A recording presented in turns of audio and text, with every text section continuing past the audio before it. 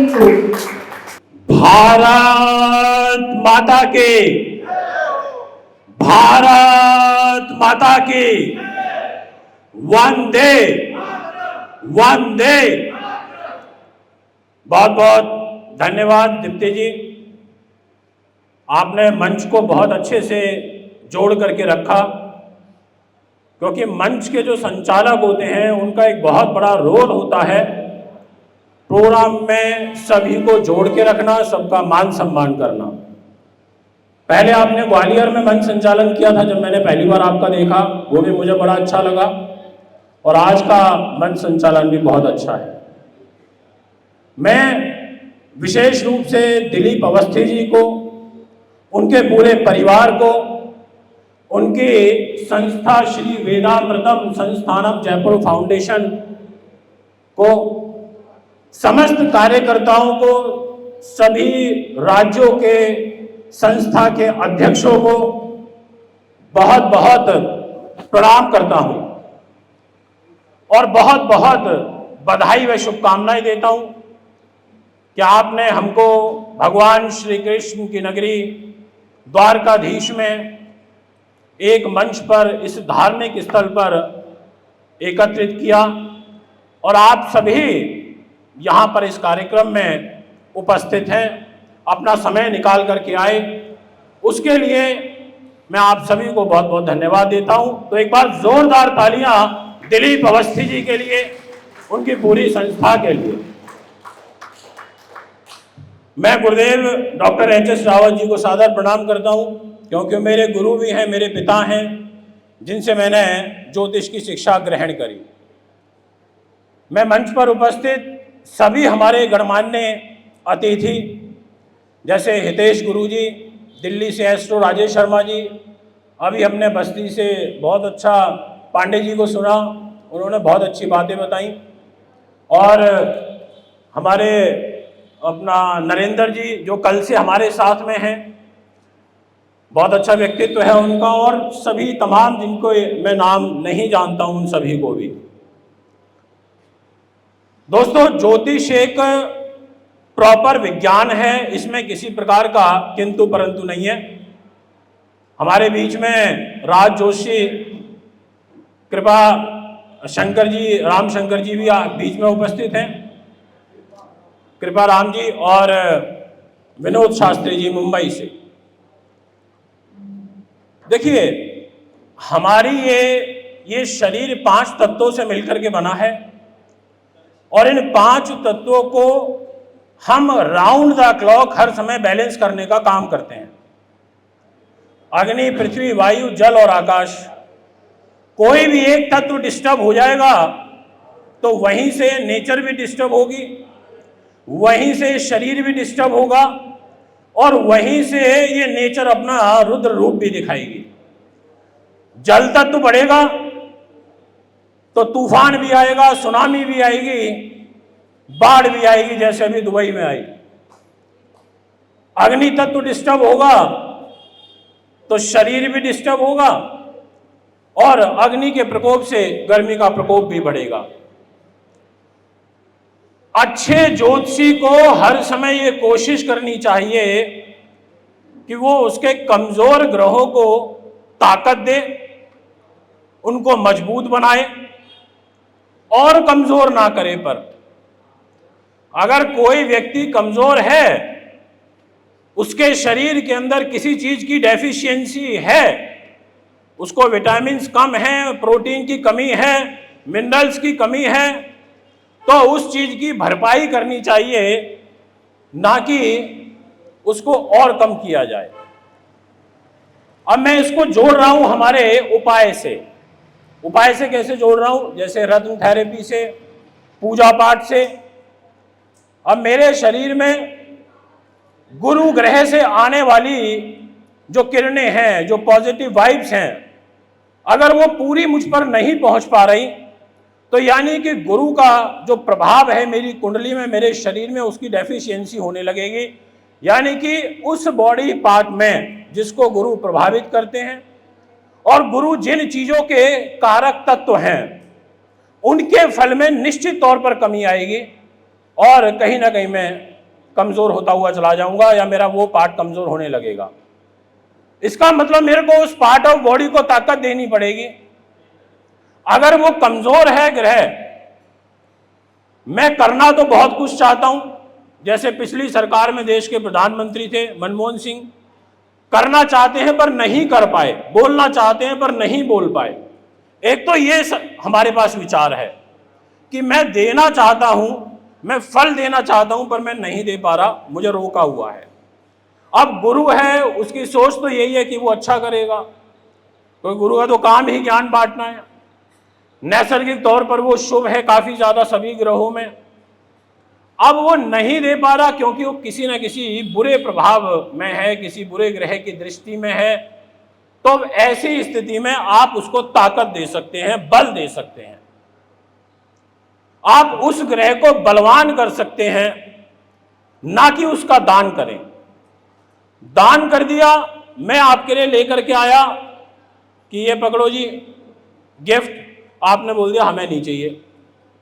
मेरी पॉजिटिव सोच थी, मैं देने के लिए, आपने मेरे को अपने आप से दूर कर दिया।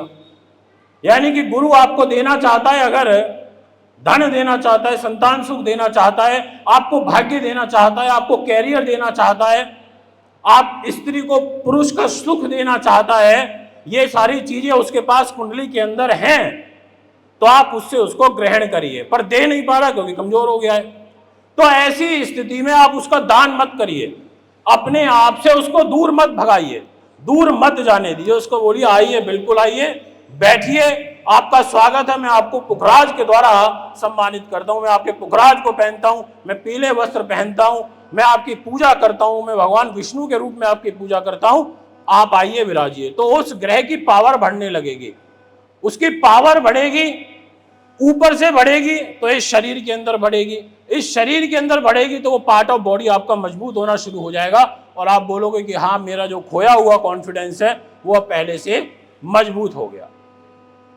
दोस्तों, ज्योतिष बड़ा गहरा विज्ञान है, बहुत गहरा है। मैं पिछले 10 सालों से एक्टिव एस्ट्रोलॉजी के अंदर काम कर रहा हूं। एक्टिव से मतलब है कि 3500 वीडियो अब तक मैं अपने यूट्यूब चैनल पे डाल चुका हूं। बहुत होती हैं, कम नहीं होती। यानी कि मेरा मैक्सिमम जो पार्ट है लाइफ का वो सिर्फ एस्ट्रोलॉजी के लिए ही है। और जब मैं 10th स्टैंडर्ड में था तो उस समय पर मेरे को पिताजी ने ये कहा कि क्लास में पीछे जाकर के बैठ जाओ। अब मैं बड़ा छोटा था, मुझे गुस्सा भी आता था कि अभी तो स्कूल से आया हूं, और पिताजी ने बोल दिया कि लंच कर लो, लंच करने के बाद आ जाना और पीछे बैठना मेरी क्लास में। मैंने कहा क्या करूंगा बैठ के, अभी तो स्कूल से आया हूं। कह रहे नहीं, कोई बात नहीं, बैठना, जो मैं बोलूंगा उसको सुनना। अगर मैं 10 चीजें बोलूंगा तो 2 या 3 तो तुम्हारे दिमाग में सेव होगी, सारे नहीं होगी, क्योंकि अब उस समय बौद्धिक स्तर उतना ब्रॉड नहीं था। मैं बैठ जाता था, सुनता था, लिखता था, उन चीज़ों को रात में मेमोराइज करता था, और उसके बाद मेरे को ये आभास होने लगा कि ज्योतिष कितना गहरा विज्ञान है। मैंने अपनी एजुकेशन को कंप्लीट किया, एक्टिवली अब वर्क कर रहा हूँ। जैसे ज्योतिष के अंदर ना इतना कुछ है बताने के लिए, और स्पष्ट रूप से है, हर लगन के हिसाब से है कि आप बोल सकते हो कि अच्छा आपकी ये लगन है, अच्छा मेष लगन है, ओहो तो आपका तो मन का स्वामी चंद्रमा है। अब चंद्रमा मन का प्रतिनिधित्व, यार मन से तो आप अच्छे होगे। ये एक विचार आया आपके सामने निकल के। आप हर लगन के अंदर कुछ स्पेसिफिक भाव के स्वामी ऐसे हो जाते हैं जिसमें आप एक जनरल प्रेडिक्शन कर सकते हो, मतलब उसके नेचर को समझ सकते हो। अच्छा, भाग्य का स्वामी देवगुरु बृहस्पति है, इसका मतलब यार ये धार्मिक व्यक्ति तो होगा, क्योंकि इसका भाग्येश गुरु है और इसका चतुर्थ भाव का स्वामी चंद्रमा है, और चंद्रमा गुरु केंद्र के और त्रिकोण के स्वामी हो गए। अब अगर इनकी कुंडली के अंदर कोई युति बहुत अच्छी बनी हुई है, चंद्र गुरु का गज के योग बना हुआ है, प्रथम भाव में बना है, चतुर्थ भाव में बना है, सप्तम में बना है, दसम स्थान में बना है, पंचम भाव के अंदर बना है, आप बोलोगे कि वाह भाई ये व्यक्ति तो धोखा नहीं देगा, ये व्यक्ति तो जल्दी से चीटिंग नहीं करेगा, ये तो एक योग कारक प्लेनेट हो गया कि यहाँ पर चंद्र गुरु की युति बन गई। आप ऐसे हर लगन के अंदर योग निकाल सकते हो। आप वृष लगन में देख सकते हो, ऐसे ही नेगेटिव भी देख सकते हो। जैसे मैं आपके साथ में एक उदाहरण साझा करने जा रहा हूं अभी, क्योंकि परसों जब मैं बॉम्बे में था तो मेरे पास एक कुंडली आई और वो कुंडली थी मिथुन लगन की। ये क्यों आ रहा है शोर, ये बार बार डिस्टर्बेंस हो रही है? अच्छा, तो मेरे पास मुंबई में एक कुंडली आई दिखाने के लिए और वो थी मिथुन लगन की। अब मिथुन लगन के अंदर मंगल ग्रह छठे भाव का स्वामी हो जाता है, मंगल ग्रह लाभ स्थान का स्वामी हो जाता है, एकादश स्थान का। अब मंगल छठे से छठा भी हो गया और मिथुन लगन है, लग्नेश का शत्रु भी है बुध का।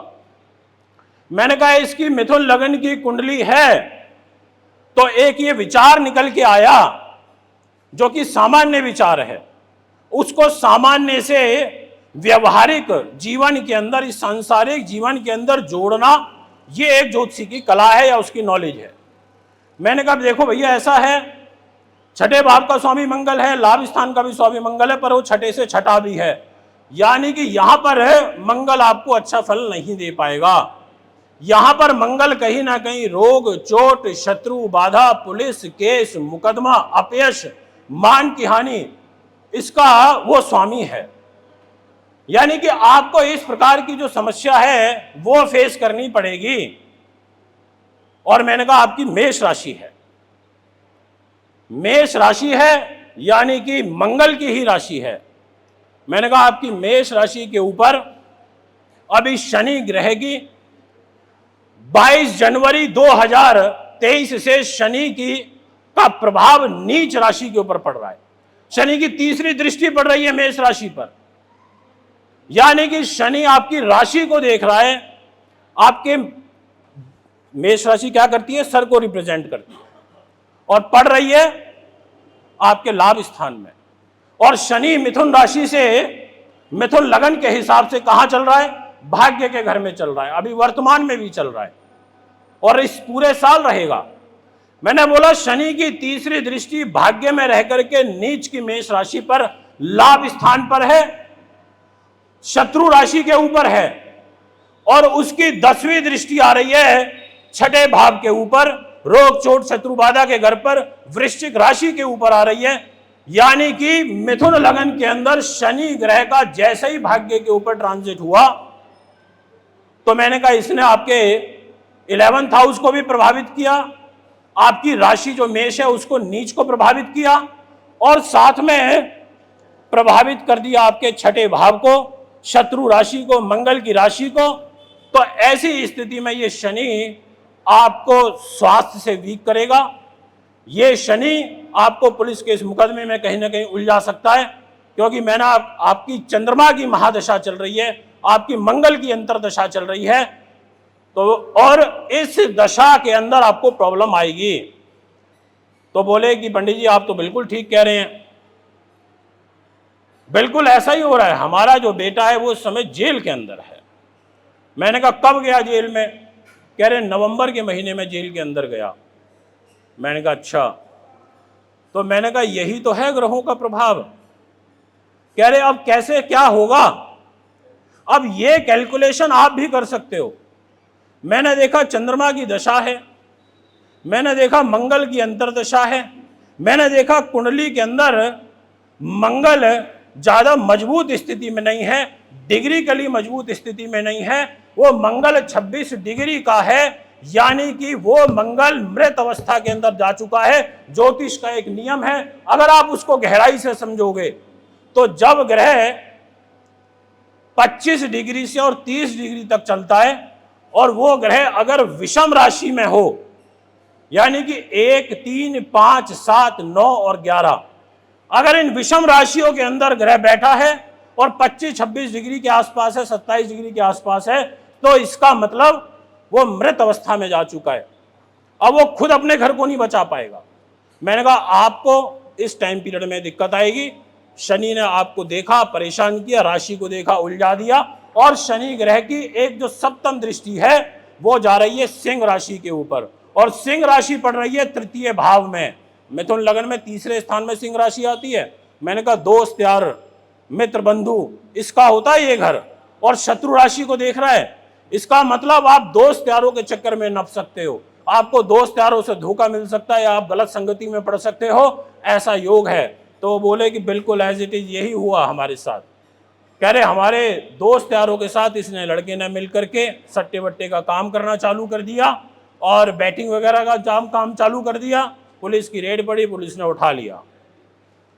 तो दोस्तों मैं आपको यही बताना चाहता हूं कि जब भी आपके सामने जन्म पत्री आए तो उस समय आप महादशा को तो देख ही रहे हो, आप अंतरदशा को तो देख ही रहे हो, आप ग्रहों को देख रहे हो, आप ग्रहों के ट्रांजिट को देख रहे हो, आप वर्तमान स्थिति को देख रहे हो, पर साथ में आप ये जरूर देखें कि वो प्लेनेट डिग्री कली किस सिचुएशन के अंदर है, वो प्लेनेट अवस्था के हिसाब से किस सिचुएशन के अंदर है।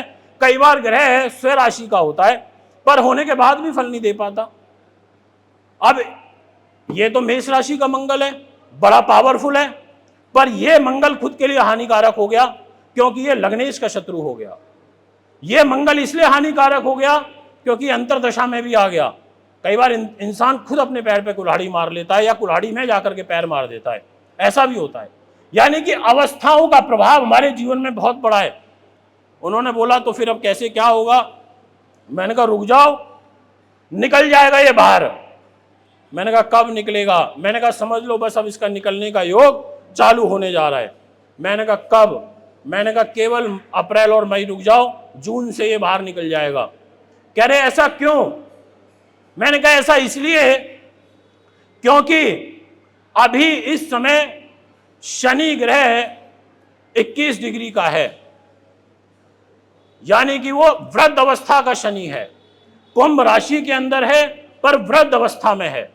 0 से 6 उसकी बाल्य अवस्था है, 6 से 12 उसकी कुमार अवस्था है, 12 से 18 उसकी युवा अवस्था है, 18 से 24 उसकी वृद्ध अवस्था है और 24 से लेकर के 30 उसकी मृत अवस्था है।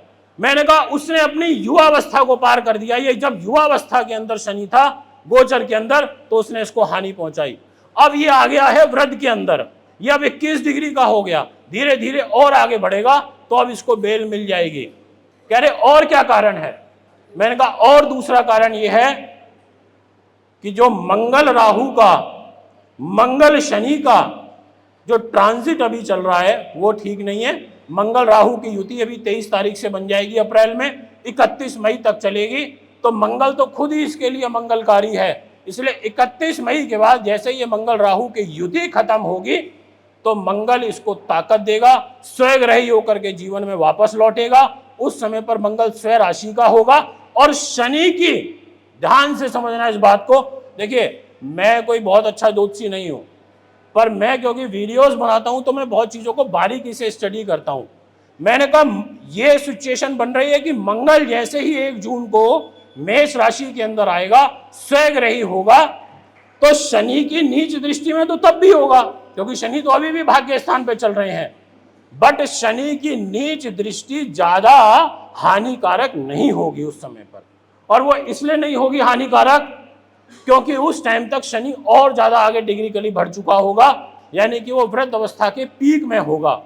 तो जो लोग ये आजकल यूट्यूब पर डरा रहे हैं, बता रहे हैं कि शनि इस समय मेष राशि को देख रहा है, मैं इतनी वीडियोस देखता हूं, बड़ा हानिकारक है मेष राशि वालों के लिए। तो नीच राशि को देख रहा है, बड़ी दिक्कत दे रहा है। शनि की 7वीं दृष्टि सिंह राशि पे जा रही है, बड़ी हानिकारक दृष्टि जा रही है ना। शनि की 10वीं दृष्टि वृश्चिक पर है, ये तो बिल्कुल अच्छी नहीं है।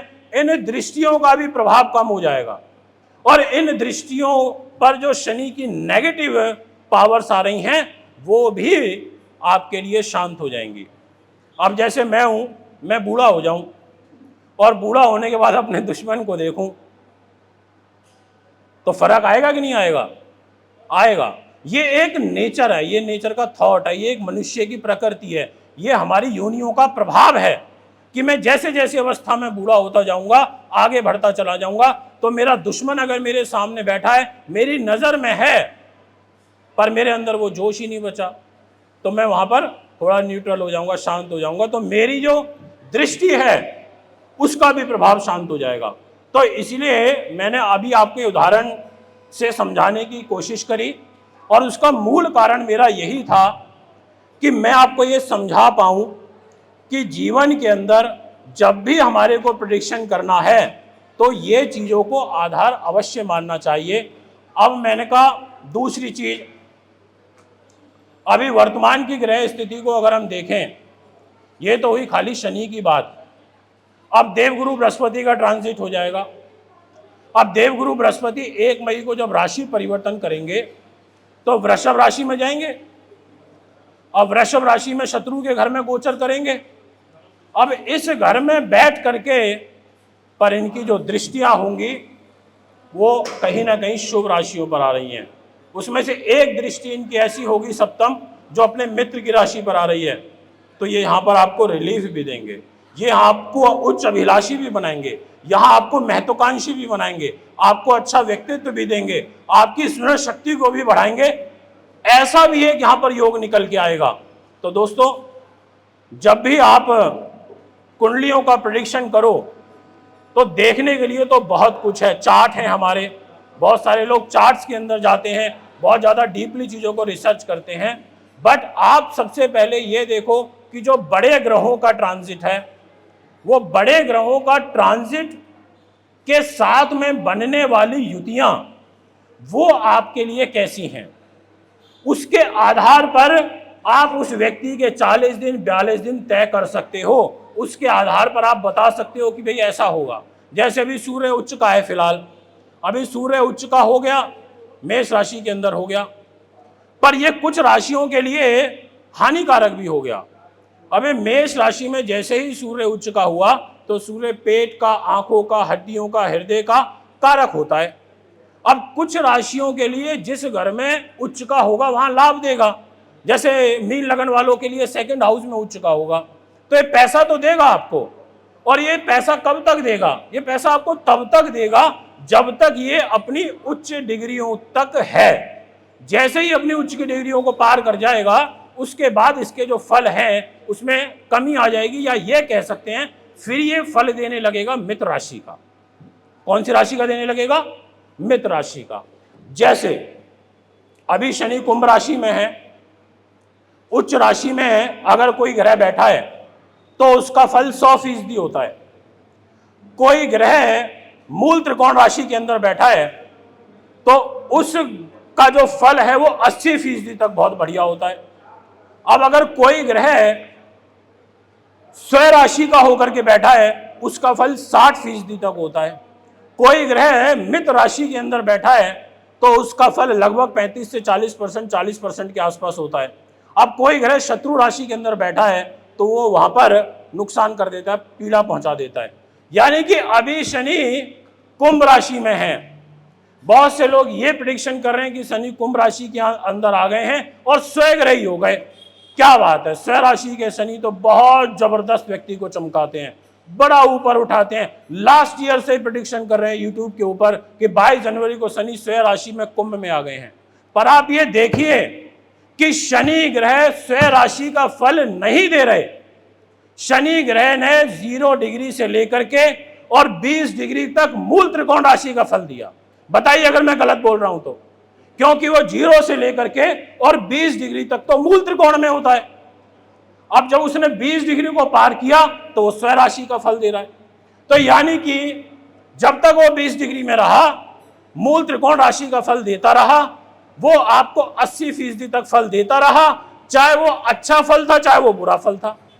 अब वो स्वयं राशि के अंदर आ गया तो यहां जो उसका फल होगा, उसकी जो मारक क्षमता होगी, उसकी जो दृष्टियों की मारक क्षमता होगी, वो भी शांत हो जाएगी। दोस्तों, एक बात आपसे कहना चाहता हूं, आज की डेट में हम लोग जाते हैं, बड़े बड़े प्रोग्रामों में जाते हैं, अटेंड करते हैं, और वो सब इसलिए संभव हो पाता है क्योंकि आप लोगों का प्यार मिलता है, स्नेह मिलता है। और बहुत सारे लोग, जैसा भी सबसे पहले स्टार्टिंग में राजेश जी ने बोला कि वो एक यूट्यूबर है ध्रुव राठी, उसके साथ शास्त्रार्थ करना चाहिए, वो आ जाए सामने, वो बात करे। हमारे सनातन हिंदू धर्म के अंदर भगवान राम के भी सपोर्टर थे और उनकी टांग खींचने वाले भी थे। हमारे इस धर्म के अंदर अच्छे लोग हैं, बुरे हैं, और वो आगे भी रहेंगे और युगों युगों तक चलते रहेंगे। पर हमारे को इस चीज से रुकना नहीं है। वो इसलिए क्योंकि जन्मपत्री ऐसा कहती है, ग्रह मंडली ऐसा कहता है कि ग्रहों के अंदर तो मित्रता शत्रुता है ही ना। ग्रहों में भी तो कुछ क्रूर ग्रह हैं, ग्रहों में भी तो कुछ पापी ग्रह हैं, ग्रहों में भी तो कुछ शुभ ग्रह हैं। शुभ भी तो हमेशा शुभ नहीं फल करते, शुभ भी तो बुरा फल कर देते हैं। शुभ भी जो बुरे ग्रहों के साथ कई बार मित्रता कर लेते हैं। यानी कि मित्रता शत्रुता हमारे बीच में चलती रहेगी, इस नवग्रह मंडल के अंदर चलती रहेगी। पर आपको हमको ये संकल्प लेना है। जैसे मैंने एक संकल्प लिया हुआ है, और वो मेरा ये संकल्प है कि प्योरिटी के साथ, ईमानदारी के साथ, और ऐसा पैसा लेना है जिससे मेरी आजीविका चले, साथ में मैं 2 पैसे भी कमा लूं और मेरा घर बढ़िया चलता रहे। क्योंकि लालच मनुष्य की प्रवृत्ति है, और जब ये लालच बढ़ता है ना तो ज्ञान खत्म होता है। बताइए गलत कह रहा हूं? आपका लालच बढ़ेगा, आप पैसा 2-2, 4-4 लाख रुपए एक पूजा का लेने लगोगे। ऐसे बहुत सारे ज्योतिषियों को जानता हूं मैं, क्रिटिसाइज नहीं कर रहा किसी को। बहुत सारे ज्योतिषियों को ऐसा जानता हूं जो एक एक पूजा का 10-10 लाख लेते हैं और बहुत फेमस हैं। और बड़ी पीड़ा होती है जब उनके कस्टमर मेरे पास आकर के बोलते हैं कि हमने पूजा कराई थी पंडित जी, 4 दिन चली थी, मैं कितने में हुई थी? कह रहे 10 लाख रुपए में। तो बड़ा दुख होता है जब हम अपनी विद्या को ऐसे बेचने लगे, हम अपने ज्ञान का ऐसे दुरुपयोग करने लगे, तो दूसरे लोग तो उंगली उठाएंगे। बोलो, उठाएंगे कि नहीं उठाएंगे? उठाएंगे। ये यथार्थ सत्य है। इसलिए आप अपनी ना इंटेंशन को प्योर रखिए। आज ये जो कार्यक्रम है, ये क्या है? इस कार्यक्रम की थीम है वेदामृतम, यानी कि वेदों का अंग ज्योतिष, यानी कि हमारी संस्कृति, हमारे धर्म, हमारे पुराण, हमारे वेद उपनिषद, हमारे संस्कार, उनको जीवित करना, उनको एक मंच पर आकर के जीवित करना, एक दूसरे से ज्ञान का आदान प्रदान करना। तो दोस्तों, मैं यही कहना चाहता हूं अंत में, अपनी वाणी को विराम देते हुए, कि अपनी इंटेंशन को प्योर रखिए, आगे बढ़ते रहिए, और जितनी भी युवा शक्ति यहां बैठी है उन सभी को विशेष रूप से मैं निवेदन करूंगा कि युवाओं पर देश का भविष्य है। आज की डेट में सबसे ज्यादा वोटर भी युवा हैं। अगर युवा शक्ति एक रहेगी, युवा शक्ति ज्योतिष को लॉजिकली समझेगी, युवा शक्ति तर्क के दृष्टिकोण से चीजों को समझेगी, तो ज्योतिष आगे बचेगी और ज्योतिष का प्रचार प्रसार और बढ़ चढ़ करके होगा। इसलिए आप सभी अपने अपने स्तर पर, आप जहां भी हैं, जिस भी जिले में, जिस भी प्रांत में हैं, आप अपना 100% दीजिए। जब तक आप स्वयं से सेटिस्फाई ना हो जाओ, तब तक आप किसी के भविष्य का आप वक्ता मत बनिए, क्योंकि लोग हमारे पास बहुत उम्मीद से आते हैं। इसी बात पर अपनी वाणी को विराम देते हुए एक बार पुनः पूरी टीम को, दिलीप अवस्थी जी की बहुत बहुत धन्यवाद।